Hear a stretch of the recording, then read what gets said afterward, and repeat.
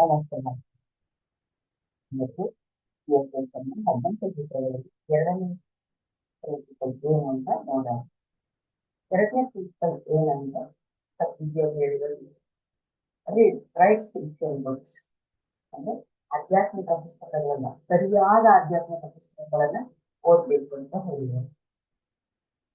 So ಅಂದ್ರೆ ನಾವು ಜ್ಞಾನವನ್ನ ಪಡ್ಕೊಳ್ಬೇಕು, ಸ್ವಾಧ್ಯಾಯವನ್ನ ಮಾಡಬೇಕು. ಸ್ವಾಧ್ಯಾಯ ನಾವು ಪುಸ್ತಕಗಳನ್ನು ಓದಿ ನಮ್ಮನ್ನು ನಾವು ತಿಳ್ಕೊಳ್ಬೇಕು, ಜ್ಞಾನವನ್ನ ಪಡ್ಕೊಳ್ಬೇಕು.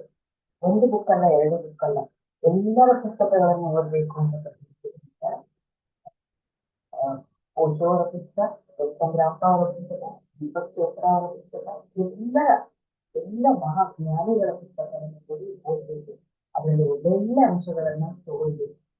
ನಮ್ಮ ಆತ್ಮಕ್ಕೆ ಬೇಕಾಗಿರುವಂಥದ್ದು ಜ್ಞಾನವನ್ನು ನಾವು ಎಲ್ಲ ಪುಸ್ತಕಗಳಿಂದ ಒಳ್ಳೊಳ್ಳೆ ಆಧ್ಯಾತ್ಮಿಕ ಪುಸ್ತಕಗಳನ್ನ ಓದಿ ಜ್ಞಾನವನ್ನು ಪಡ್ಕೊಳ್ಬೇಕು ಅಂತ ಹೇಳ್ತಾರೆ. ಇದು ಚೈತನ್ಯ ಎರಡನೇ ಪ್ರಿನ್ಸಿಪಲ್.